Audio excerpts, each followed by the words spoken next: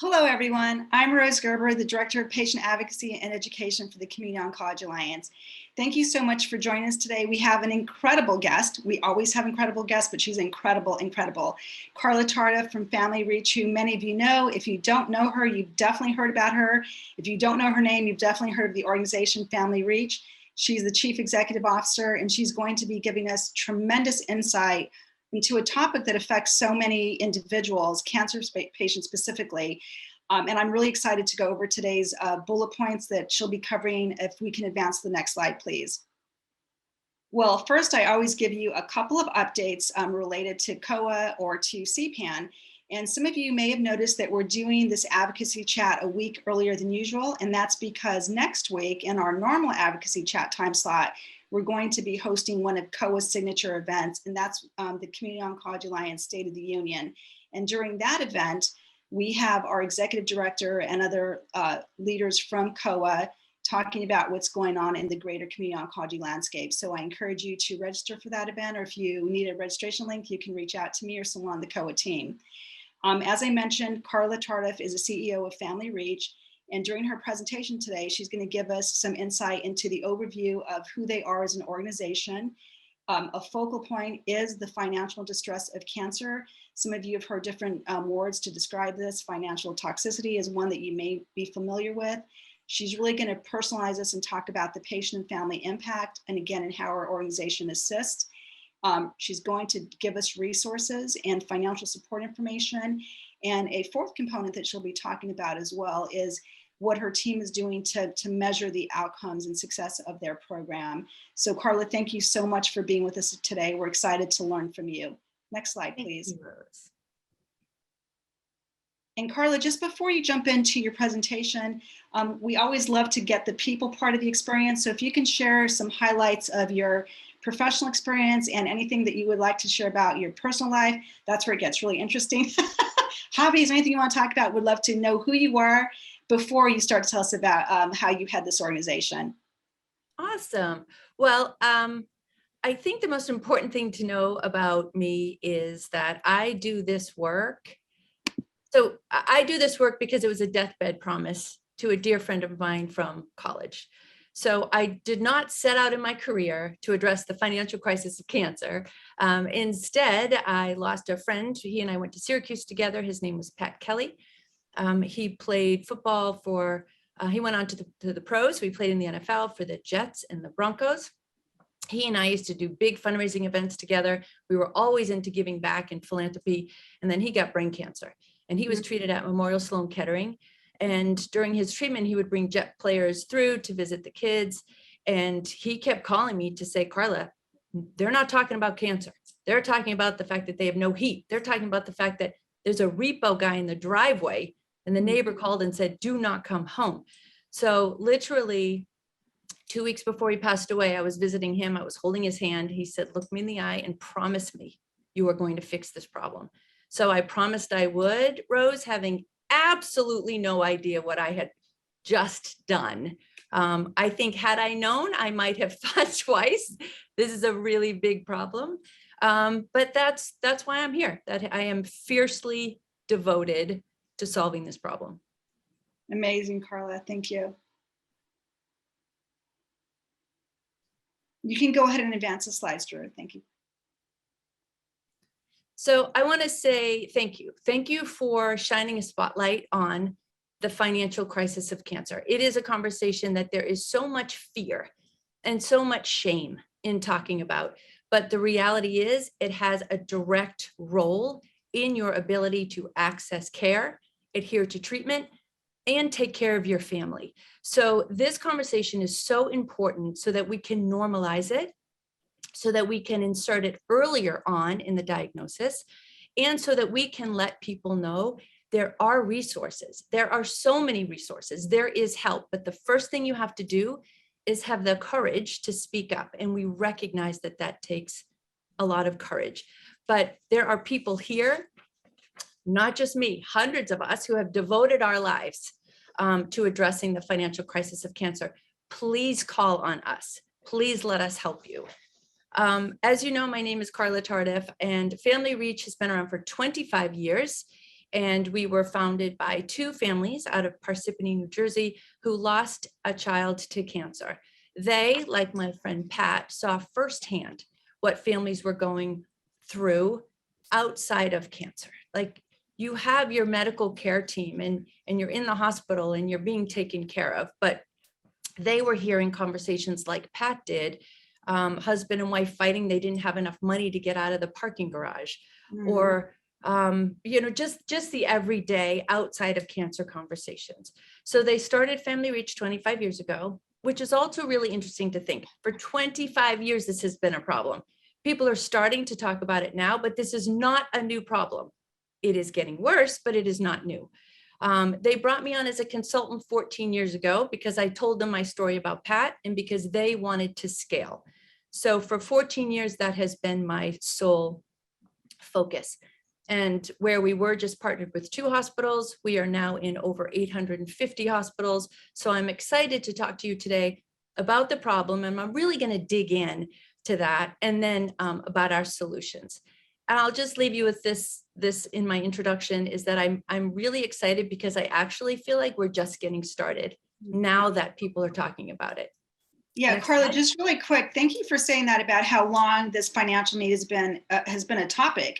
It's kind of like health equity. For those of us that have been in advocacy leadership roles for years, they're not new topics. Health equity and the struggle to pay for cancer care has been around for a long time. But now you have the opportunity to put a great spotlight on it. So thank you. Yeah, thank you. So the next slide, please. So our mission is, we are a national nonprofit organization whose sole focus is on removing financial barriers for cancer patients. We are the only national nonprofit with this sole focused on finances. All of our services are free of charge, of course, to the cancer patient. And we are always innovating and always collaborating. We continue to build on what we have created 25 years ago. So always looking for collaborators, always looking to work with others who have an interest in assisting the patient in non-medical ways. We're looking at how can we insert what we do to fill a gap. We always say we're the missing piece of the pie. So if you're listening to this, this talk and you are in the cancer space, think about how we could work together, because we know that's the only way we're going to solve a problem of this magnitude. We always say we believe that every single cancer patient deserves the best shot at getting to the other side of cancer. And right now that is not the case because of financial barriers. So let's do it together. Next slide, please. So the problem, and I'm really going to dig in here. The financial distress of cancer begins at diagnosis. There is a formula.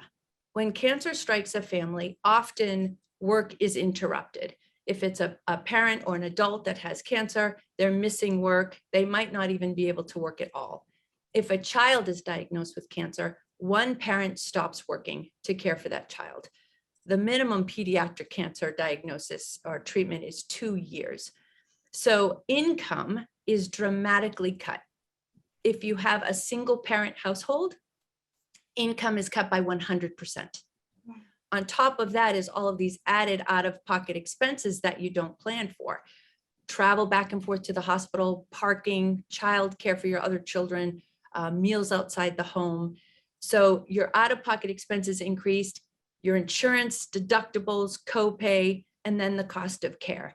So it's not hard. I'm not good at math, but it is not hard to understand how families so quickly get turned upside down financially. No fault of their own. Cancer patients are almost 3 times more likely to file for bankruptcy. Wow. And those that do have a 79% higher mortality rate. So please know that finances are a part of your cancer treatment. Carla, Yeah. I'm sorry, excuse me. Since you mentioned pediatric, I think the audience would find it very valuable. Can you talk just quickly about your response to the St. Jude controversy? Because I know we're talking about all cancer patients, but the pediatrics are extra heartbreaking. If you could talk about your role and your response to that, I think is very powerful. Yes, sure. I wrote an op-ed to that, Rose, that article, because I was so excited that the conversation broke with a household name like St. Jude. And that article about St. Jude's, and I'm not sure if everybody knows what you're talking about, but the headlines were St. Jude's hoards billions while families go bankrupt. And it really started a firestorm of anger, which I was happy about because that means people felt something. The article started with a security man tapping on the window of a father who was sleeping in his car in the parking lot of St. Jude because his child was in the hospital and only one parent was allowed in. And he needed to be near his child. He had driven 500 miles to get there. It also told a story about a mom who had two children, had a 5-hour ride, I believe it was, to St. Jude. One of her children had cancer, and St. Jude would not pay for a hospital. So she had to drive 8 hours. She had to drive 8 hours with a very sick child, and they wouldn't cover a hospital care. So my point there, no matter which side you're on, should St. Jude cover it because they have a very healthy revenue, or is it not their place? So I think, of course, I have an opinion that we need to look at the whole patient, and but I also know that it's cancer. This is cancer, and this problem is not unique to St. Jude.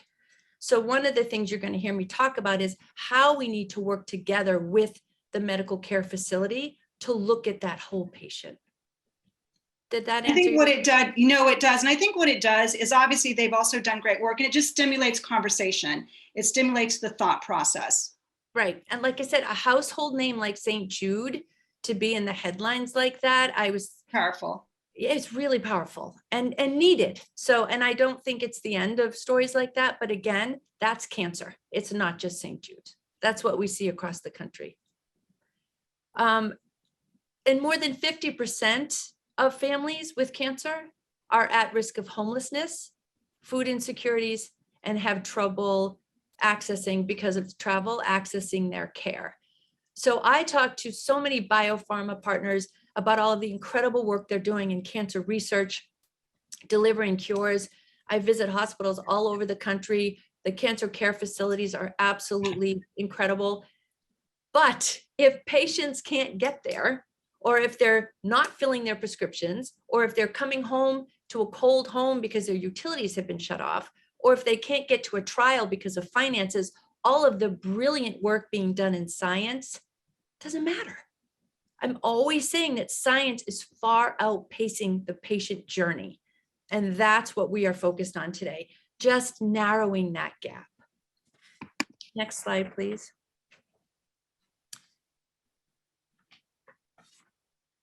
So the cancer patient's reality, we have, again, you have your medical responsibilities that you have to, and you also have your home. The bills keep coming in. They don't stop because you have cancer. So patients are faced with these competing priorities. I have less money in the bank. The bills are coming in and now they're exaggerated. What do I pay?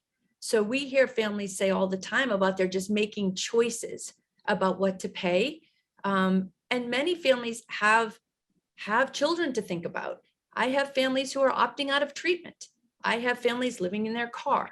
As I said, housing insecurities and food insecurities are rampant in the cancer community. They're deciding only to have one meal a day because they have to pay these other bills. That decreases their ability to beat cancer. Most of our cancer patients say they are more afraid of the financial crisis that they're in than they are of the cancer, because there is a medical care team focused on your cancer. But this, you're on your own. Right. And I think, Carla, too, what's really powerful now that I think is relatable to people is that even if someone is not a cancer patient or they're not supporting a family member or a friend, everyone right now, because of COVID, we're all going through a lot of national economic crises. So people are really more in tune, and I think have more sensitivity and less shame about these financial needs. So well said. When COVID first struck, and so I've been talking about this problem for a very long time.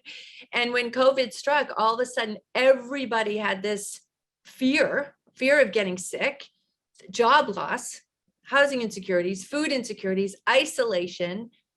my team had to hold me back because I'm coming out screaming, that's cancer. Like that's what cancer patients deal with all of the time. So, and instead of getting sort of, it's passion, right? It's not anger, it's passion, but just to be able to say yes and recognize that this is what cancer patients deal with. And as I hope are coming out of COVID, that is not the case for cancer patients. So I do hope there's a piece that people can sort of remember what this was like and help us as we look to bridge the gap for cancer patients. Next slide, please. So we're talking about a lot of stats and a lot of data, and I want to bring it back to what we see every day. And I have an incredible team of resource navigators that are working with patients every day. And here's just two examples of what we see. Chadi is on the left. He is a 16-year-old boy that lives in Chicago. He had brain cancer as a child and relapsed or had leukemia as a teen. He lives with his single mother who had missed so much work taking care of him that she lost her job. Aww. They owned their own home, which she actually, she lost that too. They had to foreclose on her because she got so behind. They were living in their car. Chadi's mom would say to me, instead of bringing Chadi home to a warm house after treatment, she would drive around on side streets looking for a quiet place to park. They lived in their car for a few months in December in Chicago. Oh gosh. This is Rivka. She's 38 years old, mother of 5, which is remarkable in and of itself. She was diagnosed with breast cancer. Her youngest, I think, was about 15 months old, right at the beginning of COVID. Her husband lost his job. They lost their insurance. She had 5 children, and she had decided to opt out of treatment because she saw that she was going to bankrupt her family of 7. I'm going to tell you later on where they are today because of Family Reach, but I just wanted to put some faces and some stories behind what we see every single day. Next slide, please. More stats for you to understand. These are not one-off situations, how big this problem is. 42, I'm just going to read a couple of these. 42% of cancer patients deplete their life savings in the first 2 years of a diagnosis. God. 1 out of 3 families is unable to meet the basic needs during treatment. 38% either postpone or do not fill prescriptions in an attempt of cost savings. 31% are cutting their meds in half. Others decide not to fill a prescription. So as we talk about finances, this isn't just about cutting back on going out to dinner or not being able to vacation, or this has a direct effect on your ability to survive. So that's what I talk about competing priorities. Next slide. Carla, I just want to pause on this one for a second, like the homelessness crisis. Like right now, we're a very tuned in society. We all get a ton of media. We watch the traditional news on our TVs. We, have all the apps on our phone. And when you think about the homelessness crisis, you see like what's happening in California or Seattle or Portland, and it's so easy to just be like disgusted. And I'm not saying I feel that way. I know that many people feel that way, or to judge others. But when you think about homelessness, there's cancer people among that population too. So you talk about personalizing this, and this really does it. It is just like gut wrenching to read how many people could be at risk for homelessness. 600,000. That's mind boggling, Carla. Yeah. This is why, Rose, we can't solve this alone. It's just too big. So, Family Reach, for a while there was working on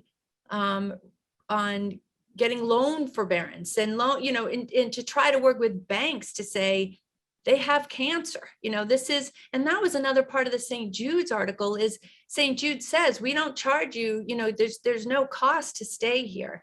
But the reality is there's nobody paying your rent or mortgage. So you need a place to go back to. So this is why, again, we need to work with organizations, because it's not just come to the hospital, be able to stay for free. There's still everyday bills that are going on. Many of those families at St. Jude's call us. They're like, it's great, I'm here, but I'm about to lose my home. I won't have anywhere to go when I leave here. It's just things people don't think about, especially on top of cancer. The focus is on cancer. So that's why there's a lot of shame and a lot of fear in saying, but my finance, my family, I've got to take care of my family too. So I promise you, I'm going to turn this around, folks. If you're getting discouraged and depressed, there is hope, and I'm excited to share that. But I need to share that the pandemic, as you can imagine, has made things so much more challenging for cancer patients. Working with my resource navigation team and my social workers at Family Reach, just digging in to say, tell me what you're hearing, tell me what you're seeing, things that I never thought of. Supply chain disruptions, limiting patients' ability to get medical supplies, the rising cost of food and groceries. We see all that and we complain about it, but when you're already stretching what little you have, food now just got that much farther away from actually feeding your family because the costs are going up so much. Hospitals are closing. It's just happened in Boston at Tufts Medical Center, Tufts Floating Hospital for Children.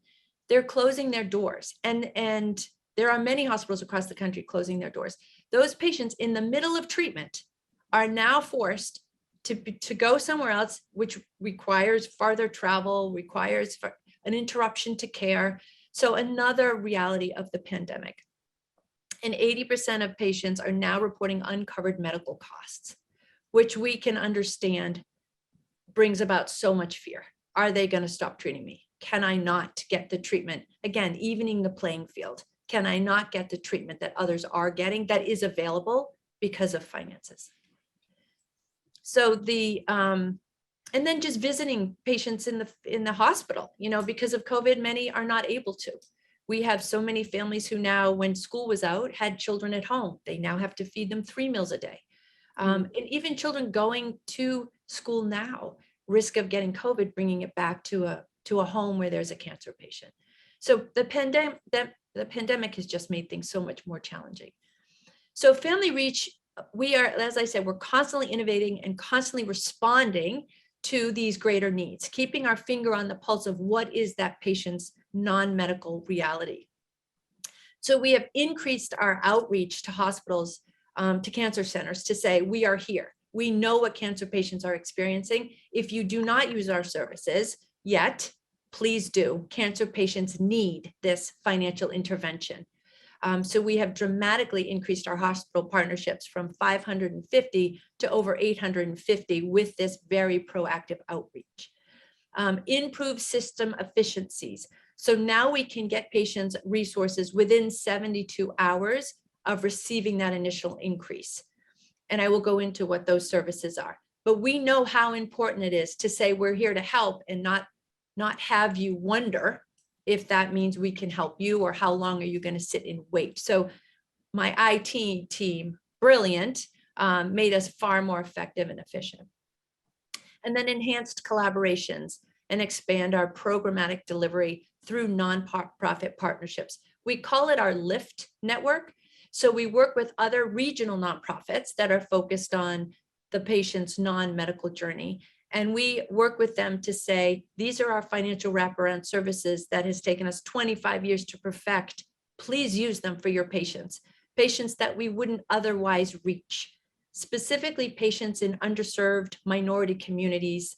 Who is working with these patients, and how can we adapt our programs so that they can instantly be effective? Again, in places that it would take us so long to find and to entrench ourselves into. So collaboration is key for Family Reach. Next slide, please. I think this is where I start to change the tone. So if you needed a little hope, I'm excited to share how we address the financial crisis of cancer. We call it our financial treatment program, wraparound financial services. Financial education is so key. We have a financial guidebook that is for pediatrics, young adults, and adults. It's in English and it's in Spanish. It is on our website. So you can go to familyreach.org to access our financial guidebook.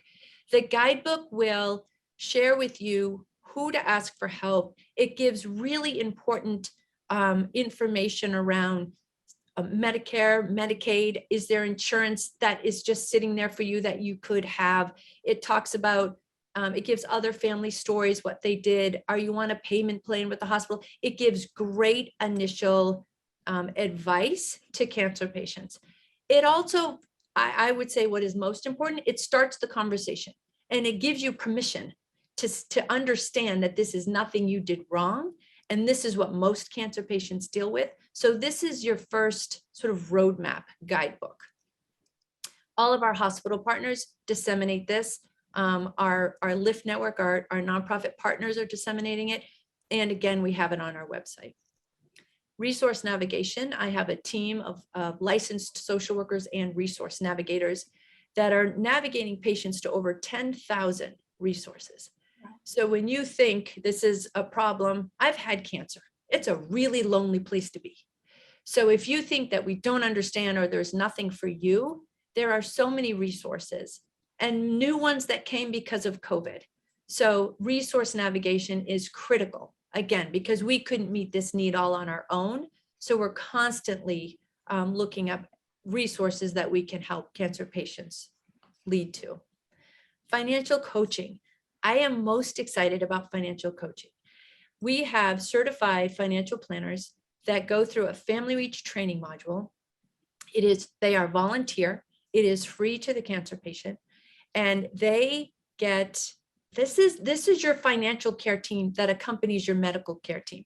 They are working one-on-one with a family to understand what is their financial situation and how can I plug them into additional resources, and how with my financial knowledge can I help them consolidate some debt and really navigate their financial challenges. And this is working. I'm going to update you on Chadi and Rifka. They took advantage of all of these services. Chadi is now in an apartment. He has been in for over a year. He has full scholarships to college. He is going to college in Chicago. His mom got her degree. Chadi is cancer free. He is no evidence of disease. And his mom too is getting her education because they took advantage of all of these resources.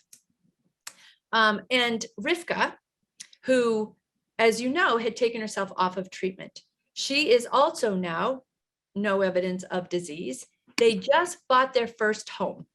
Because of the financial coach that they had, were able to get her set up on insurance, keep her on treatment, and find her resources where they could actually buy their first home. So huge success stories. Again, just 2 examples of the 13,000 that we help every year.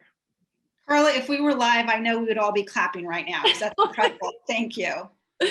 Well, and that's why I said it gives you hope. It's uplifting. It's incredible. It is. It's working. And we also recognize it takes courage to say, I need help. But I want everyone to hear there's nothing you did wrong. This is cancer.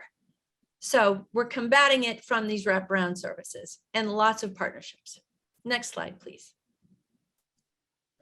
Because we know this is such a problem, we know we need to scale. So I want to talk to you about the really innovative ways that we are meeting patients where they are. Right now, it's a scavenger hunt for patients on top of all of their responsibilities, on top of cancer.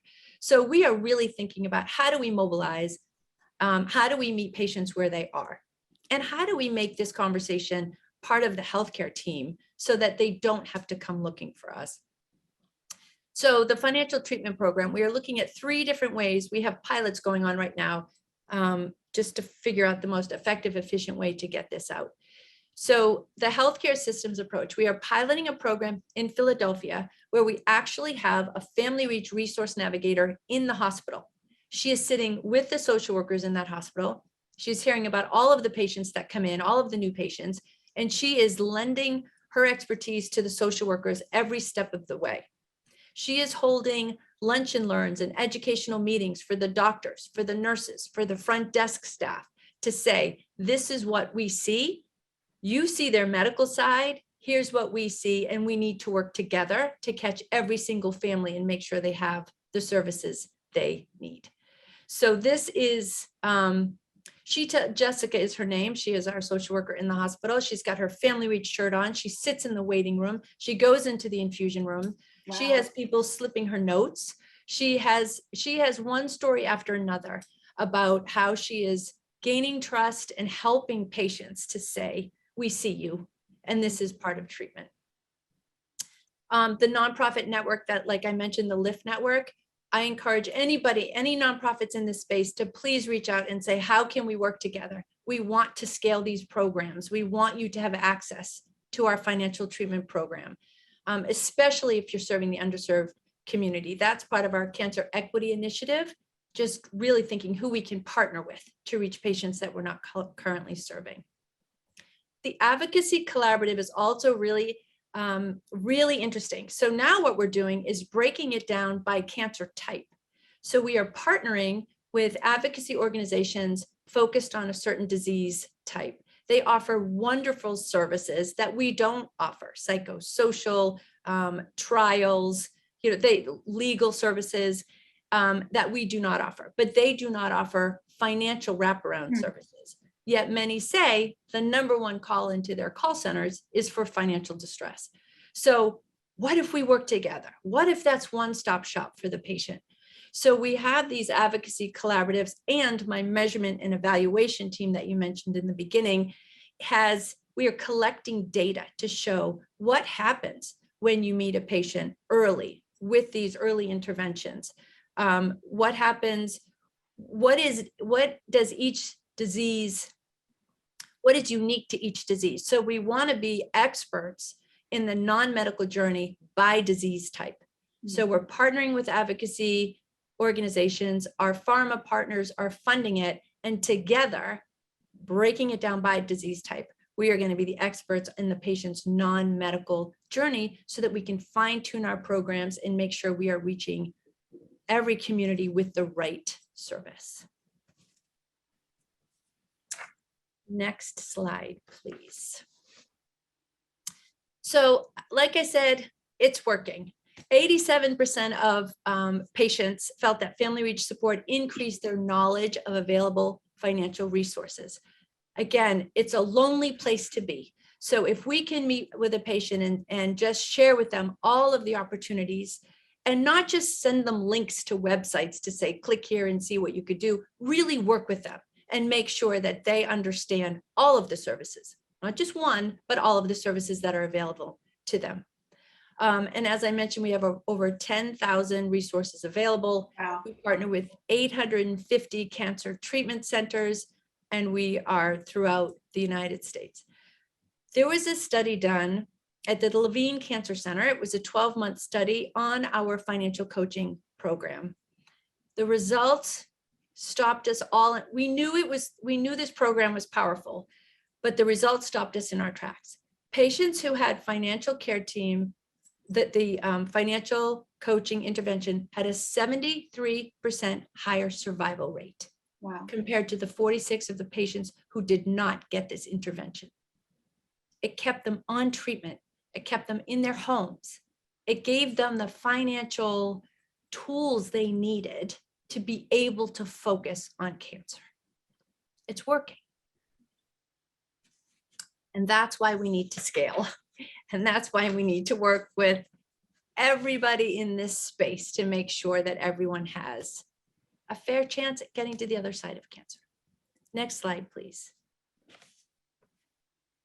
So I just want to leave you with our goals. I've touched upon all of this, but the goal is to continue to mobilize and scale the financial treatment program, to reach underserved communities through our cancer equity initiative, even the playing field for cancer, and our LIFT network to partner with more nonprofits who deal with the patient's non-medical journey so that we can get into communities where we are not, and they can have our financial treatment program that took us 25 years to perfect.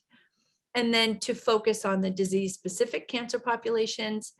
And last, to keep building our measurement and evaluation team and efforts so that we can further show up with the data on why this matters and why and how our programs are narrowing that gap.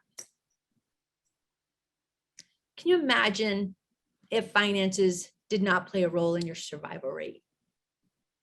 That's where we're going to be. It's really incredible, Carla. This is just fantastic information. And I like the way you address it as financial treatment. Even your use of terminology makes us think about it in a different way. So this has been very, very valuable.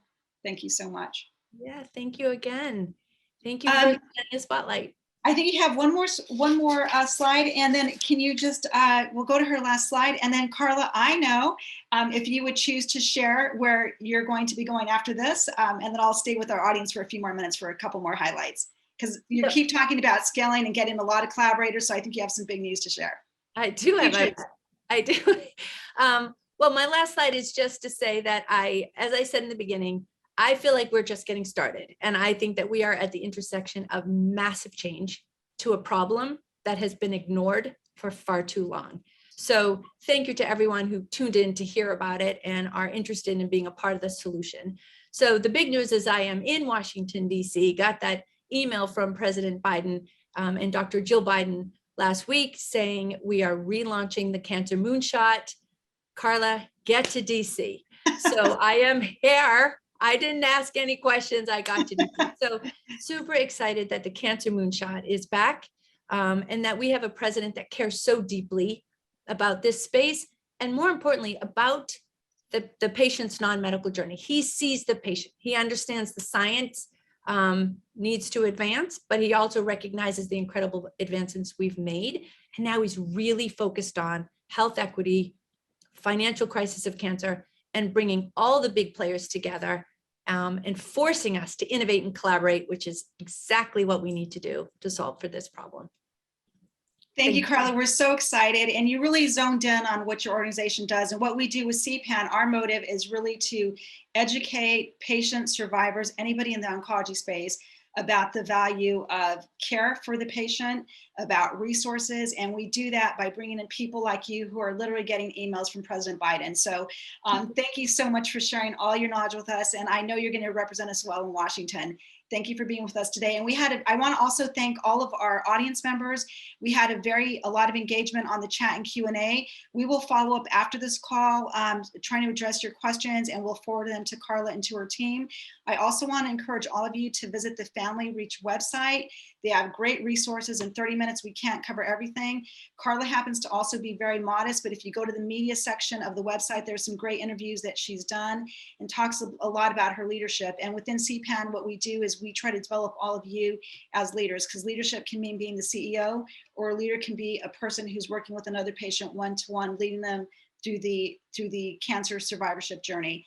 Thank you, and we're going to move on to the next slide. And Carla, have a great time with President Biden. I know you'll do well. Thank you so much, everyone. Thank you. Thank you. We have a couple more slides. So we're going to be back to our normal schedule on March 9th, and my colleague, Bo Gamble, you're all going to love Bo Gamble. I've never met anyone who doesn't love Bo Gamble. He's very, very knowledgeable. He's very active with multiple groups. We're going to have a conversation about what is high quality cancer care. And there's no one more qualified than Bo to have that talk for us. So please mark your calendars. We will see you next month. And again, we will do our best to address all the questions that you've sent via the chat and Q&A. Thank you for spending 30 minutes with us today, or a little over 30 minutes. Enjoy the rest of your week. Bye.